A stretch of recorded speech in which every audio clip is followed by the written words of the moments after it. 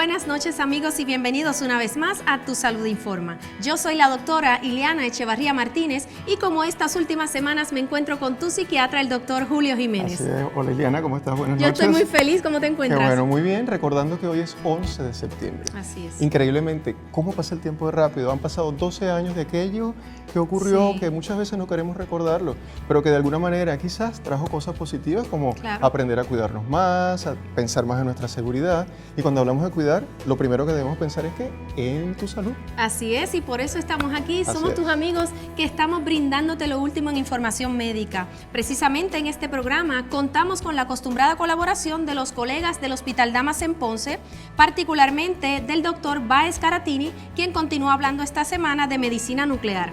También tenemos a tu psiquiatra, el doctor Julio Jiménez, con su segmento, y además tendremos al doctor Héctor Vélez, uno de nuestros principales colaboradores, quien va a estar hablándonos de qué tipo de estudios se necesitan realizar para poder llegar al diagnóstico de específicos tipos de cáncer.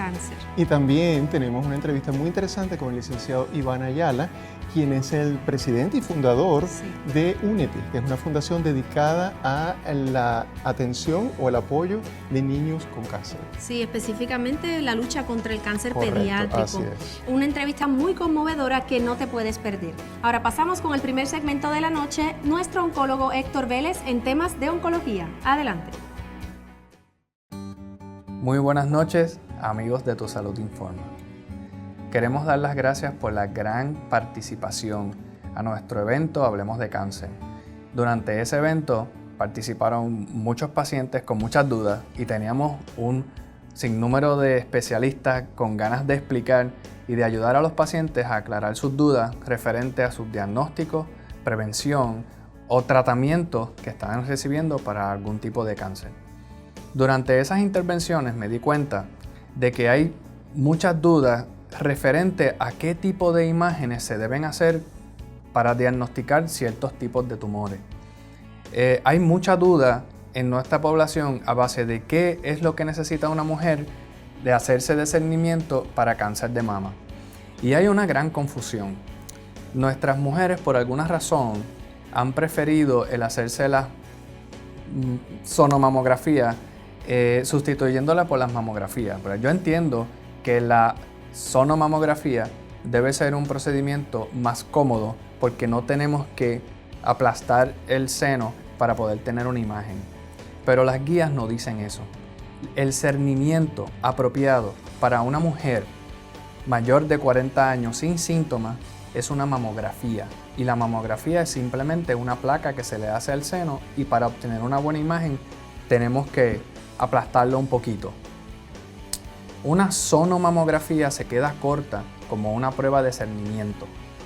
La mayoría de los tumores y de los problemas del seno se van a diagnosticar con la mamografía, que es la radiografía. Podemos usar una sonomamografía si esa radiografía inicial tiene un área sospechosa, no sabemos si es sólida o si es un quiste, y la sonomamografía nos va a ayudar a identificar mejor esa área y podemos tomar una decisión si el paciente necesita una biopsia o no.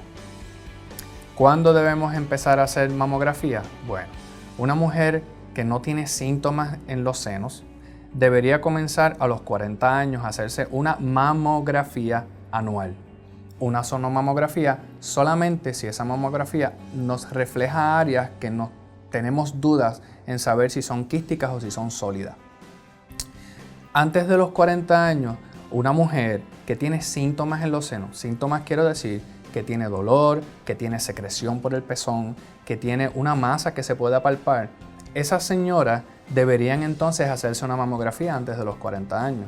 Pudiésemos discutir que mujeres que tienen una alta incidencia familiar de cáncer de seno, esas mujeres deberían de considerar una mamografía antes de los 40 años.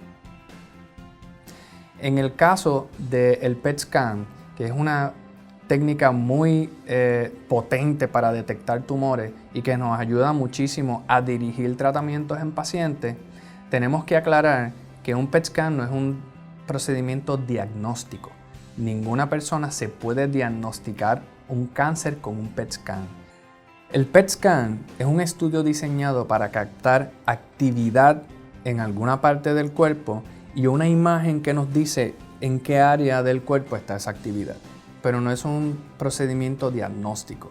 Es muy bueno para planificar tratamiento y saber si una persona tiene lesiones más allá de la lesión original o no. Lo utilizamos con mucha frecuencia para poder estimar si el paciente necesita un manejo quirúrgico o no. Una persona que tiene un tumor solitario, es un área accesible, podemos pensar que es operable y eventualmente podríamos pensar que es curable. Pero una persona que tiene lesiones que están distribuidas en muchos lugares del cuerpo, pues tal vez no. Pero es bien importante saber que el PET no es diagnóstico de cáncer y usted puede tener un PET lleno de señales y no tener cáncer. Hay otras condiciones y otras enfermedades, por ejemplo infecciones o enfermedades granulomatosas que pudiesen tener un PET positivo.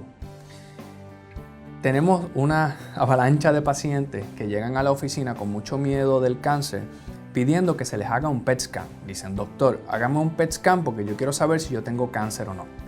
Y definitivamente, a pesar de que es una buena herramienta, un PET scan positivo no significa que usted tiene cáncer. Un PET scan positivo necesita una confirmación patológica, que significa llegar hasta donde ese PET scan está activo, tomar una muestra y hacer una revisión y estar seguro de qué tejido es el que está mostrando el PET. Además, un PET scan que está negativo no significa que una persona no tenga cáncer. El PET scan tiene, como todas las pruebas que tenemos para la medicina, tiene cierto por ciento donde fallan. Y lesiones que son bien pequeñitas, menos de 1 centímetro, y que tienen poca actividad metabólica, no se van a ver aunque esté presente. Por consiguiente, una persona puede tener cientos de lesiones metastáticas pequeñas y el PET scan no las puede capturar. Siempre una prueba diagnóstica tiene que estar acompañado de un buen juicio clínico y de un examen físico. No la prueba sola, utilizarla como si fuera absoluta. Pregúntele a sus médicos sobre la utilización de las imágenes correctas para usted diagnosticar, tratar y hacer seguimiento de su condición de cáncer. Creemos firmemente que el cáncer se puede curar, pero debes ayudarnos a detectarlo temprano con las pruebas correctas y hacer un cernimiento que realmente nos ayude a librarte de la enfermedad o a erradicarla si la conseguimos prontamente. Muchas gracias por su atención nuevamente. Buenas noches y que Dios lo bendiga. Muchas gracias, Dr. Vélez, por tan interesante colaboración. No te retires, que inmediatamente pasamos con nuestro psiquiatra, el Dr. Julio Jiménez, en una conmovedora entrevista con el licenciado Iván Ayala, presidente y fundador de Stephen Anthony Foundation. Adelante. Gracias, Ileana. Amigos, la experiencia de perder a un ser querido siempre es difícil y dolorosa. Pero en el caso de perder un hijo, muchas veces las dimensiones son mucho más extensas.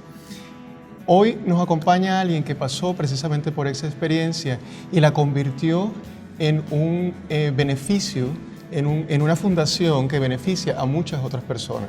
Estamos hablando del licenciado Iván Ayala. Iván, bienvenido a Tu Salud Informa. Gracias por participar en este segmento. Gracias a ustedes. Sí, señor. ¿Por qué no nos cuentas un poco y compartes con los amigos de la audiencia tu experiencia? A mí el cáncer me llegó de un modo distinto.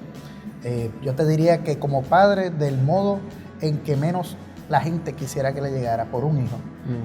Mi hijo Stephen Anthony Ayala Rivera fue diagnosticado de un tumor cerebral el 17 de octubre del año 2008. A raíz de su diagnóstico fue referido al Hospital Centro Médico en el área metropolitana, donde fue operado. El tumor resultó ser canceroso, conocido como meduloblastoma. El tipo de cáncer es un cáncer que se trata en Puerto Rico, pero como padre uno toma la decisión por su hijo y tomamos la decisión de trasladar a nuestro niño al St. Jude Children's Research Hospital. Perdóname, ¿qué edad tenía tu niño? Al día de ser diagnosticado, 6 años y 7 meses. El niño comenzó su tratamiento. La quimioterapia, el único efecto secundario fue la pérdida de cabello. Y yo, como puedes ver, no tengo cabello. Y siempre relajaba a mi hijo de que lo iba a recortar igual que yo. Pero al ver a mi hijo cuando se le cayó el cabello fue una de las fases más tristes dentro de su enfermedad. Gracias a Dios ese fue el único efecto secundario que tuvo el niño. Pero al momento que la quimioterapia tocó su cuerpo, comenzaron a confrontar una serie de problemas. Ese primer ciclo de quimioterapia le dio al niño amnesia por 8 días. El niño no reconocía a su familia, no sabía comer, no sabía escribir, no sabía hablar casi. Algo que los doctores nunca nos supieron explicar. Efectos secundarios que el cuerpo pues tuvo esa reacción. A lo mejor la quimioterapia a ti, a mí o a cualquiera de los que nos ve le da de un modo distinto. Claro. Pues al niño le dio eso. La prioridad era el cáncer. Así que una vez el niño recuperó esa recaída, le dieron su segundo ciclo de quimioterapia. Ese segundo ciclo de quimioterapia le dio un efecto secundario de acidosis y su sangre se convirtió en ácido. El niño le fallaron sus sistemas y tuvo que ser resucitado varias veces, afectando así sus pulmones. Y el niño, luego de 32 días en intensivo, falleció el 1 de junio del 2009. 2009. Estamos hablando de 4 años. 4 años y 2 meses. 4 años. Me imagino una experiencia definitivamente muy difícil para toda la familia. Sí, es algo que realmente algo que no tiene palabras. Pero, ¿cómo convertir eso en servicio? Porque eso creo que es lo que tú has hecho, ¿no? El día que yo vi a mi hijo partir, yo le prometí que su muerte no iba a ser en vano y que yo no iba a descansar en ayudar a los niños con cáncer en su memoria, que por él iba a caminar por aquellos que por sus cirugías y tratamientos pierden la fuerza de caminar. Iba a hablar para educar al que desconoce y crear conciencia al que piensa que nunca le va a pasar. Venía a sonreír por aquellos que por sus sufrimientos pierden el deseo de reír y a representar a los que por su edad, falta de apoyo y recursos, solos contra el cáncer no pueden luchar. Y esos son los niños pacientes de cáncer de Puerto Rico. ¿Y cómo se concretó todo esto? En una fundación, ¿verdad? Yo una vez pasó lo de mi hijo, que nos trasladamos nuevamente de Memphis hacia Puerto Rico. Esa promesa la empecé a estudiar, cómo la iba a abarcar, y vi que la problemática mayor que tenía nuestro país. Por eso creo la Steven Anthony Ayala Rivera Foundation. Educamos, una de las partes fuertes de nuestra fundación, educamos a padres y niños porque entendemos que el cáncer hay que combatirlo de edad temprana. ¿Por qué? Porque muchos de los padres no pensamos que a nuestros niños le va a ser diagnosticado cáncer algún día, y qué mejor ejemplo que yo. Claro. También así, nosotros buscamos mejorar la calidad de vida. En Puerto Rico no existe, uno de nuestros grandes sueños es crear un hospital que esté afiliado al programa internacional del St. Jude Children's Research Hospital, hospital con el que trabajamos mano a mano. Esa es nuestra meta principal aquí en nuestro país. Entiendo que casi todos los servicios, bueno, no casi todos los servicios de oncología pediátrica están concentrados en la zona metropolitana. Todos los hospitales. ¿Qué pasa con los niños cuando estamos hablando de la zona oeste, en la zona este, fuera de...? Un sinnúmero de problemas. Cáncer, uno de los factores que afecta es el bolsillo. Lamentablemente, en los últimos 4 años que llevo trabajando, te tendría que decir que el 90% de las familias que he conocido son de escasos recursos, lo cual hace más difícil el panorama de la enfermedad. Personas de pueblos como el centro de la isla, el oeste y el noroeste, tienen que hacer maravillas para tratar de llegar a un hospital, y si no existieran fundaciones que llenen ese vacío, realmente se les hace imposible. Y el problema no es solamente con los niños, sino el impacto que eso produce en los familiares, el desajuste que muchas veces se produce para los padres poder tener acceso a estos servicios, sobre todo cuando viven en pueblos tan distantes, ¿no? Eso es así, porque ningún niño puede luchar solo contra el cáncer. Definitivamente. Papá o mamá, no todo el mundo tiene a su padre y a su madre a su lado. Papá o mamá tiene que dejar de trabajar para estar con el niño. Y eso le afecta grandemente. No todo patrono está dispuesto a que tú estés 3 años tratando a tu niño y va a tener tu trabajo de vuelta. Hay un concepto en psicología que se llama resiliencia, que es la capacidad de recuperarse después de una experiencia de mucho dolor y convertirla en servicio. Definitivamente, Iván, tú y tu fundación son un excelente ejemplo de eso acá en esta isla. Eso fue aprendido de un modo distinto, pero enseñamos a combatir el cáncer por medio de la esperanza. Así es. Iván, si alguien se quiere comunicar contigo o con la fundación, ¿a qué números puede llamar? Puede llamar al 974-5523 o al 651-3598. Visite nuestra página centroselangeldelaguardia.org para toda información que usted necesita saber de nosotros y sobre la enfermedad. Iván, muchas gracias por este tiempo con nosotros, gracias por toda esa información y compartir tu experiencia, y sobre todo por convertir tu experiencia en servicio para muchos. El placer es mío. Gracias. Vamos un momento a muy breves comerciales y ya regresamos con mucho más de Tu Salud Informa. La vestimenta y accesorios de la doctora Iliana Echevarría son gracias a Amare Boutique, con lo último en la moda, ubicados en la avenida Fagot número 2916 en Ponce. Su teléfono es 787-651-7277. Pasa por nuestra página de Facebook y dale like. Así podrás enviar cualquier pregunta o duda que tengas y en adición podrás ver todos los capítulos anteriores. Visítanos en facebook.com/Tu Salud Informa. ¿Sabe usted que el 20% de las depresiones se explican por alguna condición de salud física? Así es, este segmento es gracias a saludmedica.com, quienes están simplificando tu salud. Así es. Ileana, y estamos en la época ya de influenza que llaman, pero yo oigo a muchas personas que dicen que tienen catarro, que tienen ciertos síntomas. Yo no sé muy bien, y sería bueno que los amigos también lo aclararan. Claro. ¿Es lo mismo una gripe que la influenza? ¿Cuál es la diferencia? La gripe básicamente es una palabra que proviene del griego, grip. Significa acurrucarse, que es la posición que adoptamos cuando estamos enfermos con la monga, nos provoca, que le decimos a Puerto exacto. Rico la monga. Así es. Pues sí, la gripe e influenza es lo mismo, pero el catarro puede ser causado por una bacteria o por un virus.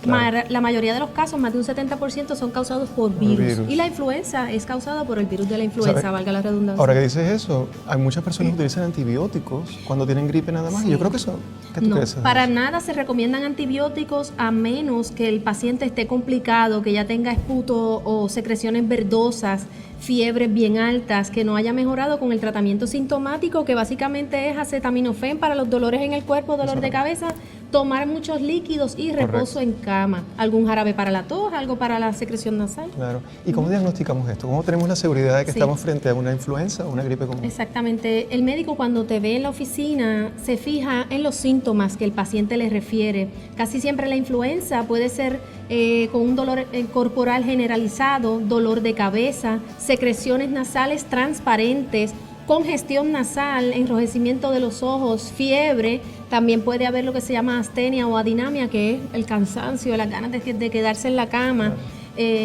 Básicamente también puede presentarse con dolor abdominal.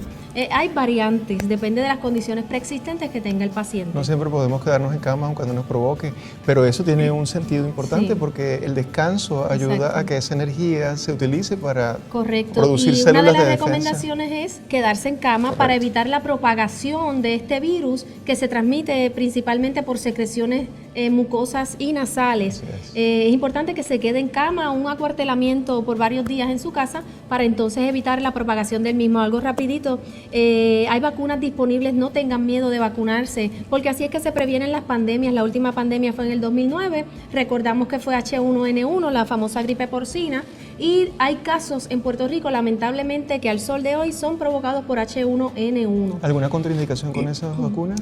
¿O Yo entiendo que no hay ninguna edad? contraindicación. Igual Todos para los niños jóvenes. desde 6 meses en adelante y los pacientes ancianos deben de vacunarse. Correcto. Hay efectos secundarios, pero eso es suerte y verdad. Como decimos, que el que le dé, pues se trata ese efecto secundario. Pero yo aconsejo la vacuna porque previene para 3 virus. Hay una trivalente que es H1N1, H3N2 y la influenza B. ¿Y si alguien se quiere vacunar, cómo hace? Puedes comunicarse, en la página de internet del CDC, que es del Centro de Control de Enfermedades, cdc.gov, ahí encuentras los centros o puedes llamar al Departamento de Salud de Puerto Rico y ahí cada pueblo tiene un centro de vacunación que gratuitamente Qué bueno. te ponen la vacuna. Interesante. Así que, bueno, ya saben, a prevenir. Así es, ahora pasamos al próximo segmento. Adelante. Buenas noches al público televidente y a los colegas. Yo soy el doctor René Báez, director del Departamento de Medicina Nuclear del Hospital Damas. En la noche de hoy les voy a hablar específicamente a un grupo de pacientes que nosotros atendemos aquí con muchísima frecuencia. Y son aquellos pacientes que han sido diagnosticados con cáncer de tiroides. El cáncer de tiroides, aunque no es de los más comunes en Puerto Rico, sí ha habido un aumento en su incidencia. La mayor parte de los pacientes tienden a ser mujeres y los cánceres de tiroides más comunes se clasifican en 2 tipos, tipo papilar y tipo folicular. Hay otros cánceres de tiroides además de estos 2 tipos, pero su frecuencia es bastante menor. Y los tratamientos para esos 2 tipos de cáncer en específico no necesariamente envuelven el Departamento de Medicina Nuclear. Aquellos pacientes que por alguna razón han sido diagnosticados con cáncer de tiroides van a notar que muchas veces su tratamiento se divide en 2. La primera fase es la fase quirúrgica, donde el cirujano remueve el tumor y en muchos casos remueve toda la tiroide completa. Una vez ha pasado esa primera parte del tratamiento y dependiendo de ciertos criterios patológicos que van a variar de paciente en paciente, puede o no estar envuelto una segunda fase del tratamiento que conlleva el Departamento de Medicina Nuclear y consiste en lo que se llama una terapia de ablación con radioiodo. Cada vez que los pacientes reciben esa noticia, pues muchas veces es algo bien desconocido para ellos y vienen con muchísimas dudas. La idea es que el radioiodo se concentre en el área donde una vez estuvo la tiroide y queme con la radiación cualquier residuo de tiroide o tejido tiroideo normal y canceroso. Esto es bien importante. ¿Y cómo lo hacemos? La idea es darle una pastilla al paciente. Esa pastilla contiene yodo radiactivo. Ese yodo se va a acumular en el área del cuello y va a quemar cualquier residuo de tiroide y de cáncer. Puede haber efectos secundarios.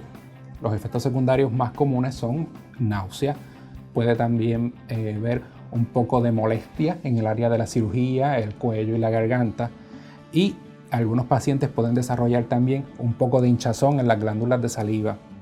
Para disminuir esos síntomas, muchas veces se recomienda que el paciente tome mucho líquido, sobre todo durante esos primeros 4 o 5 días. Es bien importante también seguir unas reglas de seguridad en la casa, porque aunque la radiación no la podemos ver, ni oír, ni oler, sí va a estar presente, y no solamente va a estar presente en el cuerpo per se, sino que va a estar también presente en todos los fluidos que salen del cuerpo del paciente. Orina, saliva, sudor. Por lo tanto, su médico le va a recomendar que siga una serie de precauciones radiológicas por un periodo entre 7 a 14 días, dependiendo de la dosis que usted haya recibido para su caso en específico. Básicamente consiste pues en evitar todo tipo de contacto directo, besos, abrazos, saludos, tener cuidado también a la hora de preparar alimentos y si es posible evitar preparar alimentos y otra serie de cosas. Es un listado bastante extenso, pero que es importante seguirlo para tratar de minimizar la exposición a radiación de terceras personas. En algunos casos, dependiendo de las circunstancias particulares de cada paciente, es necesaria una hospitalización. Y eso va a depender, pues como dije ya, de diferentes criterios, tanto del tamaño del tumor, la dosis de radioiodo que el paciente va a recibir o inclusive algunas circunstancias más bien de tipo social donde el paciente necesite cierta asistencia o no pueda seguir instrucciones. Estamos aquí a la orden en el Departamento de Medicina Nuclear del Hospital Damas. Aquí realizamos este tipo de procedimiento con muchísima frecuencia y somos el centro en el área sur con mayor volumen de pacientes que manejan cáncer de tiroides. Estamos aquí a las órdenes en el 840-8686, la extensión 7100. Muchas gracias y buenas noches. Doctor Jiménez. ¡Qué formal! Sí, en el segmento pasado nos hablaste que un 20% de las depresiones se deben a problemas físicos. Correcto, se explican. De hecho, son provocados por problemas físicos, más que problemas, enfermedades físicas. Y es muy interesante porque desde hace mucho tiempo se estudia esa relación entre lo que es la mente y el cuerpo y cómo uno impacta sobre el otro. Muchas personas piensan que la depresión es exclusivamente un problema de salud mental, o sea, del área psicológica o mental. Y es muy importante considerar que existen efectivamente condiciones de salud física, enfermedades físicas, cuyos síntomas pueden precisamente parecerse o expresarse tal cual como una depresión mayor. Básicamente lo que quieres decir es que un paciente con una sintomatología física, el problema no debe de ser específicamente físico, sino que puede ser emocional. Esa es la otra vertiente, esa es la otra visión. Lo que yo estoy en este momento comentando es que, vamos a poner un ejemplo, la enfermedad de tiroides. La tiroides produce una hormona, que es la hormona tiroidea, que la conocen en los exámenes como T3 y T4, y esa hormona pues nos ayuda a mantener ciertas funciones dentro de nuestro organismo. Cuando esto no funciona o cuando no se produce en cantidad suficiente, uno de los síntomas que la persona puede padecer son precisamente falta de deseo de hacer las actividades que normalmente hacía. De hecho, muchas de estas personas se sienten tristes inclusive. Sí, así es. No quieren levantarse de la cama, no les provoca hacer nada, como dije anteriormente, cansancio, fatiga, que se parecen muchísimo a los síntomas de depresión. Entonces muchas veces la persona va incluso a un proveedor de servicios de salud mental buscando ayuda, pensando que se trata de una depresión, y realmente lo que está en el fondo es un déficit, en este caso, de la hormona del tiroides o lo que se llama hipotiroidismo. Y por el contrario, el hipertiroidismo, Produce yo he visto casos de efectos... pacientes hasta con psicosis, Claro. Y simplemente la hormona tiroidea que se ha Exacto. disparado. Así que esto es un buen ejemplo de cómo una enfermedad física puede parecer una depresión. O sea que el mensaje siempre es que cuando una persona tiene una sintomatología de algún tipo de trastorno del ánimo, por ejemplo, mucha ansiedad o en el caso que estamos mencionando depresión, hay que considerar la posibilidad o, digamos, descartar que la persona padezca de alguna condición de salud física. También es importante mencionar que algunas condiciones, por ejemplo, al recibir un diagnóstico que puede ser difícil para una persona, por ejemplo, en el caso del cáncer, en programas anteriores hemos hablado mucho de cáncer, pues es un diagnóstico que a muchas personas puede entristecer. Así que pueden comenzar a aparecer algunos síntomas que también estén asociados, pero ya no directamente por la condición de salud física, sino por la repercusión emocional que esto puede traer. Así es. También hablamos de lo que llamamos las depresiones enmascaradas. ¿Qué significa esto? Bueno, que lo que la persona expresa son síntomas también de origen somático, por ejemplo, como mencionabas tú antes, cansancio, apatía, poca energía para hacer las cosas, y realmente lo que está pasando es que tiene una condición de salud mental y aparenta ser un problema físico. Las contracciones musculares, las personas con ansiedad, por ejemplo, pueden tener contracciones musculares severas y el problema no es físico, sino se ve mucho en las mujeres, ¿cierto? Se ve mucho en las mujeres porque tienen muchas cargas, las mujeres encima muchas veces, ¿no? Sí. El rol de madre, el rol de profesional, cuidar a los nenes, pues tienen muchas funciones. Así que lo importante de esto es mencionar que existe una relación muy cercana entre los síntomas físicos y los síntomas de salud mental, y siempre es importante para esto consultar con sus proveedores de servicios de salud mental en algún caso, o también con su médico, con el médico de cabecera, el médico que normalmente usted consulta, para poder aclarar esta diferencia y, por supuesto, buscar entonces un tratamiento que sea efectivo y específico para lo que le pasa. Claro que sí. Bueno, Julio, gracias por tu interesante información, que la salud mental en Puerto Rico está de moda. Y que es mejor que tu segmento para que nos pongas al día en todo eso. Tenemos que estar siempre vigilantes de esto, pero lo que tenemos que también estar vigilantes de qué es. Que ya estamos llegando al final del programa. Tiempo. Sí, señor, qué rápido, ¿verdad? A mí como que se me va cada vez más rápido. Tienen que mandarnos a la página de Facebook que extiendan el horario, ¿verdad? Exacto. Si nos quieren tener. Claro, eso y también sus sugerencias, sus comentarios y sus sugerencias para futuros temas en los programas, que siempre son bienvenidos por nosotros. Así es. Bueno, se despide por hoy tu doctora Iliana Echevarría Martínez. ¿Y Julio Jiménez? Sí, mi oficina está en la calle Muñoz Rivera 208 en Peñuelas. Mi teléfono es 787-836-0419. Mi vestuario y calzado es gracias a Amare Boutique, solo para chicas quienes siempre están a la moda, en la avenida Fagot 2916 en Ponce. Teléfono es 787-651-7277. Mi arreglo personal está a cargo del señor Carlos Borrero en The Closet Salón. 787-298-5631. Elige estar sano, edúcate, oriéntate. Esto fue Tu Salud Informa.